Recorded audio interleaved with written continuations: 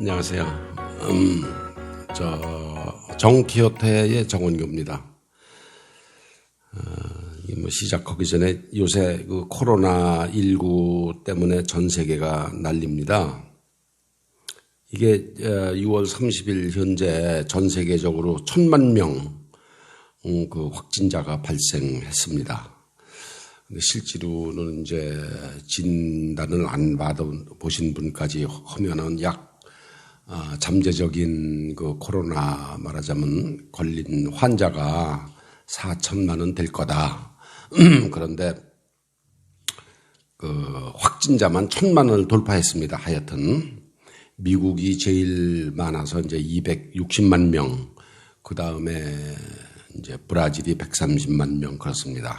유럽이 각국이 뭐 56만에서 뭐 40만 이렇게 나가고. 미국의 그 하루 확진자가 어저께 5만 명을 돌파했습니다. 근데 여름이 돼서 이제 기온이 18도 이상 올라가면은 좀 괜찮을 거라고 얘기들을 의료회에서 했었는데 여름하고 전혀 기후 온도와 상관없이 여름에도 계속 퍼질 것 같습니다. 백신은 굉장히 빨라야 내년 말 2021년 말 1년 반을 더 참으셔야 됩니다. WHO 세계보건기구에서 드디어 중국의 보고서를 달라 니네 쪽에서 그 처음 시작을 했는데 그 발원지 아니냐, 그러니까 그걸 정보를 줘야 그 제약회사에서 그 백신을 개발하는 데 도움이 된다. 중국 정부가 어떻게 반응할지 기다려집니다. 지난번에는 제가 이제 그 1905년서부터 75년까지의 그 70년의 생활 역사입니다. 우리들의 그 사람들의 생활을 되짚어 보면서 그 시대의 사람들은 어떻게 살았나 하는 거를 말씀을 드리는 가운데 지난주에는 제가 이제 외가가 부자 3대 못 간다. 그래서 이제 폭삭 망했다. 그런 얘기를 예를 들어서 이제 한 겁니다. 제 집안 얘기를 했다기보다도 말씀을 드렸는데 오늘은 지 아버지가 이제 원래 어려서는 마도로스가 꿈이었습니다. 지금은 뭐 마도로스는 배를 타고 다니는 것보다는 여객기 항공 조종사가 꿈 아니겠어요? 그 마도로스가 꿈이었던 우리 아버지, 그 꿈이 어떻게 무참히 깨졌고 그렇게 해서 의사가 됐는지 이거를 그냥 말씀을 드릴 테니까 이거 뭐 정원이가 집안 얘기다 이렇게 생각하지 마시고 그 당시에 산 사람들은 참 이게 꿈이었었겠구나 이런 거 상상을 하시면서 들어주시면 고맙겠습니다. 제가 이제 그 후울 텍스트를 이렇게 써가지고 혹시 중간에 있을지도 모르는 실수를 방지하기 위해서 후울 텍스트를 썼기 때문에 글을 읽는 형식을 취하겠습니다. 마도로스가 꿈이었던 아버지. 충청남도 예산읍에서 남동쪽으로 2km 남짓 떨어진 대회리 100번지에는 지금도 내 당숙이 산다. 당숙이라는 건 아버지의 사촌입니다. 사촌 형제. 아버지가 태어난 이 집은 여러 번 고치고 다시 짓고 해서 옛 모습은 사라졌지만 뒷동산의 대나무 숲과 앞마당에서 집으로 올라서는 돛돌과 계단은 여전하다. 아버지가 4살 적에 부엌으로 난 미닫이를 열고 엄마 등에 엎인 누이 동생을 놀리다가 앞으로 구르며 끓는 물에 가슴을 데웠다던 곳이다. 50년이 지나서도 그 대인 자국은 손바닥 크기로 우리 아버지 가슴에 남아 있었다. 어릴 적 아버지는 호기심도 많았고 장난도 심했다. 3.1 만세운동 전해 1918년에 아버지는 장티붓으로 부친을 잃었다. 아버지 나이 13살 때였다. 신식 초등학교도 다니고 서당에서 한문도 배우던 아버지가 부친을 여의고 몇 년 후 일본으로 유학을 가게 되었다. 조선시대 무관으로서 최고의 직인 종이품 벼슬을 한 대장공의 9대 직손으로서 집안에서도 한 명쯤은 신식교육을 받은 사람이 나와야 한다는 어른들의 말에 논의 끝에 아버지가 뽑혔다. 2살 후인 형이 직장손으로서 자격이 있었지만 장손은 조상 제사도 모셔야 하고 또 결혼해서 홀 어머니도 모셔야 했다. 아버지에게 유학 기회를 양보한 큰아버지는 후에 서울 휘문고보에서 동갑내기 친구였던 내 외삼촌, 그러니까 동생의 처남될 사람과 얼마간 함께 공부하기도 했다. 아버지는 3.1운동 다음인 1920년 봄에 일본 도쿄의 한 중학에 편입했다. 부친을 잃은 지 2년 만이었다. 중학 1학년 과정은 일본으로 떠나기 전 독학으로 마쳤다. 나이에 비해 1년이 늦은 중학 2학년의 외국인은 아버지와 대만인 하나 이렇게 둘뿐이었다. 둘은 성적도 좋았고 특히 영어 과목에서는 서로 1, 2등을 주고받았다. 영국인 여자 선생은 영어 발음이 일본인 학생에 비해 월등한 두 사람에게 매 시간 책을 읽으라고 했다. 발음도 발음이고 식민지에서 유학 온 학생에 대한 연민도 있었다. 아버지보다는 대만 학생이 발음이 더 좋았다. 방학에 대해 어머니를 뵈러 오고 싶어도 학비를 대는 일가 어른의 허락이 있어야만 했다. 용인 땅에서 나오는 소출이 있지만 아버지 없는 어린 형제라 일가 어른들이 좌지우지하니 아직 만만하게 쓸 형편도 아니었다. 또 가고 싶은 해양대학에 진학하려면 성적이 좋아야 했다. 해양대학은 조선인은 매년 하나나 둘만 입학시켰다. 그렇게 3년을 공부하고 1923년 5학년이 되었다. 1년만 더 다니면 바라던 해양대학에 진학해서 세계를 누비는 마도로소가 될 수 있었다. 아버지의 꿈이었다. 그 해에는 여름방학을 이용해 고국에도 다니러 올 수 있었다. 어머니도 뵙고 조상 산소에 성묘도 했다. 방학이 끝나서 일본 시모노세키 행 관부 연락선을 타려고 부산으로 내려갔을 때 일본 중부지방에 큰 지진이 일어났다는 소식이 날아왔다. 배도 출항을 안 했다. 이것이 1923년 9월 도쿄를 중심으로 한 진도 7.9의 관동 대지진인데 이때 6천에서 7천 명의 제1조선인들이 죽창으로 찔리고 매맞아 죽었다. 일본의 극우 분자들이 흉흉한 민심을 이용해 한인들이 불을 지르고 우물에 독약을 푼다는 등의 유언비어를 퍼뜨렸고 흥분한 일부 주민이 이에 가세했기 때문이다. 일본인들은 커가는 한인 세력을 극도로 경계했다. 아버지의 유학은 여기서 끝이 났다. 그 해가 가기 전에 16년 전 할아버지들이 정해놓은 짝을 찾아 가정을 이루었다. 그리고 바로 서울의 중앙고보로 편입을 했다. 18살 동갑내기 두 사람은 성동구 신당동에 신혼을 차렸다. 어머니는 시집 올 때 친정에서 딸려보낸 몸종을 결혼시켜 내보냈다. 그리고 예산의 예당저수시 옆 시아버지 산소에 딸린 우이터에서 농사를 지으며 살게 했다. 시대도 바뀌었고 가난한 학생 부부로서 몸종을 거느릴 처지도 아니었다. 아버지가 중앙고보 졸업반에 편입했을 때 수학의 심영필, 영어의 변영태, 체조의 조철호 선생들이 재직하고 있었다. 수학을 가르치는 심영필 선생은 30년도 훨씬 넘은 1957년 내가 중학을 입학할 때도 중앙중고등학교 교장으로 재직 중이었다. 영어를 가르치던 변영태 선생은 대한민국 정부 수립 후 초대 외무부 장관을 지냈다. 장관 재직 시 출장 후 남은 몇 달러를 다시 국고에 반납할 만큼 선생은 청렴했다. 선생은 일본인 장학관이 검열을 나오면 미리 학생들과 입을 맞추고 본인은 말 한마디 하는 채 학생들이 순서대로 일어나 책을 읽는 것으로 수업을 끝냈다. 수업 중 일본어 쓰기를 한사코 거부했다. 일본 관동군 장교 출신인 조철호 체조 선생은 학생들을 운동장에 물구덩이로 몰아놓고 요용 피우는 녀석을 앞으로 불러내 얼차려를 시켰다. 독립운동을 하려면 강한 정신력이 있어야 한다고 했다. 내 아버지도 한 번 깡충했다가 엎드려 뻗쳐를 당했다.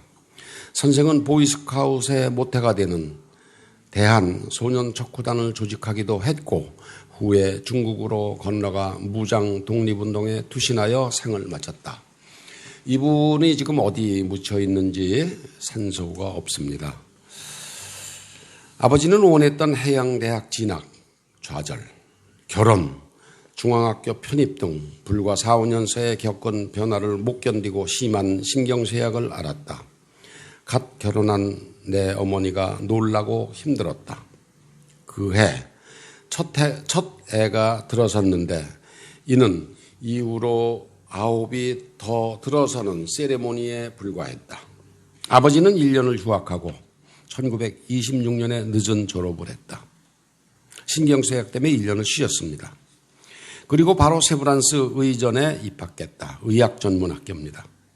졸업 횟수로는 중앙학교 18회인데 당시는 입학과 졸업이 지금처럼 반듯하게 이루어지던 때는 아니었나 보다. 어머니는 아버지가 편찮았던 일은 일체 입에 올리지 않았다. 중앙은 1908년 나라를 걱정하던 몇몇 인사들이 기호학원을 설립하여 만든 민족학교이다. 기호재단입니다. 그러나 경영난에 허덕이던 중 1914년에 인천 김성수 선생이 인수하여 오늘에 이르렀다. 3.1 만세운동의 독립선언문을 기초한 주역 33인 가운데 중앙학원의 이사가 많이 있었고 선언문을 썼던 곳이 지금은 학교 군의 기념관으로 보존되어 있다. 여기도 이제 중앙 종로구 계동에 있는데 자녀를 데리고 한번 경관도 좋습니다. 창덕궁 비원도 구경하실 수가 있고 한번 가시면은 좋은 아주 가벼운 그 관광 코스도 되고 의미 있는 그 방문이 되리라고 기대합니다. 인천은 1932년에는 이용익 선생이 1905년에 설립한 보성전문 고려대학교 전신도 인수하여 교장에 침하였다. 인천은 경성방직 동아일보도 세웠다. 우리 아버지 부부는 서울역 맞은편에 있는 학교 통학을 위해 살림을 인왕산 밑의 누화동으로 옮겼다. 아버지는 자전거도 타고 효자동 원효로 간 전차도 이용했다. 교장 5알에 빚은 박사는 아버지에게 군의 교환수 자리를 마련해 주었다. 양식과 땔감을 동릉 친정에서 갖다 먹었지만 적지 않은 교환수 봉급은 살림에 크나큰 보탬이 되었다. 누화동 시절 첫 아들과 첫 딸을 낳았으나 모두 크기도 전에 잃는 슬픔도 겪었다. 그 사이 예과 1년, 본과 3년을 마치고 바로 인턴도 마쳤다. 그리고 27의 나이에 경기도 가평에 공의 겸 개업의로 의사를 시작했다. 출발을 했다. 1년 전 1931년에는 다시 맏딸을 낳았다. 그리고 예산에 계신 어머니와 형님 가족도 가평으로 모셔오고 형님에게는 병원 사무장을 맡겼다. 경기도 용인에서 농사짓는 일가 형제들도 불러 올려 약국장도 시키고 총무도 시키고 회계도 맡겼다. 당시에는 대장간을 열거나 집신을 삼거나 그것도 아니면 농산물을 장에 들고 나가 팔아야만 현금을 손에 쥐던 시절이었다. 이렇듯 집안에서 한 사람이 출세하면 친척들을 주위에 불러 모아 먹여 살리다시피 했다. 모두 을에 그러려니 했다. 병원은 대가족 수십 명이 먹고 살기에 끄떡없을 만큼 수입이 좋았다. 이곳 가평에서 어머니는 둘째 딸도 얻고 셋째로 첫 아들 내 큰형도 낳았다. 아버지는 첫 아들과 첫 딸을 이룬 후 얻은 귀한 아들이라고 해서 얻을 득자 득교라 불렀다. 내 할머니는 큰아들에게서는 손자 없이 손녀만 셋을 얻어 서운했는데 작은 아들로부터 비로소 첫 손자를 보았다고 좋아했다. 지 아버지가 형제인데 큰아버지가 아들이 없이 딸만 셋이었었습니다. 그래서 할머니가 아주 낙담을 하고 있던 차에 둘째 아들인 제 아버지가 이제 첫 아들 제 큰형을 낳으니까 아주 환호한 거죠. 가평에서는 한여름밤에 멍석 위에서 자던 아낙네 소문으로 뱀이 들어가 자궁을 무는 바람에 죽는 일도 있었다. 아버지는 독 때문에 환자의 복부가 항아리만큼 부었다고 했다. 지 아버지가 저한테 해주신 말씀입니다. 어머니는 후일 일생에서 이 가평 때가 제일 좋았었다고 내 작은 누나에게 말했다. 기겁할 일도 있었다. 2돌을 갓 넘긴 내 큰형이 디프테리아에 걸렸다. 지금은 출생 즉시 온갖 예방접종을 하지만 당시에는 백신은커녕 변변한 항생제조차 없던 시절이었다. 최초의 강력한 항생제 페니실린의 원료가 되는 포도상 구균을 그보다 10년 전쯤인 1929년에 영국의 플레밍이 발견했으나 정작 약으로 완성되어 치료에 쓰이기 시작한 것은 또 10년이 지나 2차 세계대전이 한창일 때 미국이 협조해서 비로소 가능했다. 이 페니실린의 원료가 되는 페니실린을 만드는 박테리아 균이죠. 그게 이렇게 포도처럼 동실동실하게 생겼습니다. 그래서 그걸 포도처럼 생긴 균이다. 그래서 포도상 구균이라고 이렇게 부르는 거죠. 이러니 디프테리아에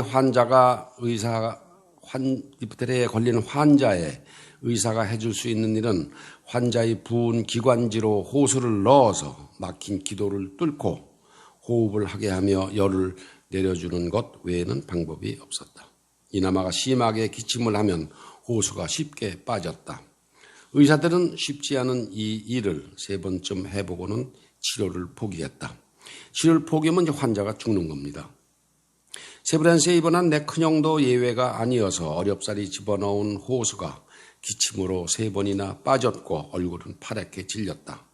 모두가 살리기를 포기했을 때 주치의가 마지막으로 한 번만 더 해보자고 했다. 그리고 그것이 성공하였다. 이로써 내 큰형은 목숨을 건졌다. 이 주치의가 아버지 재학 중 교장이었던 O.R. 에비슨의 아들 D.B. 에비슨이다. 학교 재학 중에는 아버지 에비슨이 군의 교환수 자리를 마련해 주어 생활비를 벌게 해 주었고 졸업 후에는 아들 에비슨이 외아들 내 큰형 목숨을 구해준 셈이다. 가평 집에서는 내 할머니가 오래 살아서 죄가 많은 자기가 죽어서라도 손주를 살려야 한다고 애꿎은 노인네 오래 산 탓을 했다. 노인네들이 그러죠. 아이고 내가 오래 살아서 죄가 많아서 이 손주가 죽게 생겼어. 나 죽어야 돼. 이제 그러지 않습니까? 이제 할머니가 이제 그러셨어요. 그래서 그러는지 정말 아무렇지도 않고 건강하던 내 할머니는 몇 달 후 급작스레 세상을 떴다. 아버지는 예산에 당신 아버님 곁에 어머니를 합장했다. 아버지는 당신 아버님 제사에는 멀쩡하다. 어머님 제사에는 꺽꺽 소리내어 울었다. 내 큰형은 어린이 되어서도 내내 기관지가 썩 좋지를 않았다. 그때 기관지에 생긴 스크래치가 두고두고 애를 먹였다. 1893년 조선에 온 O.R. 에비슨은 한국 근대 의학 교육의 창시자이다.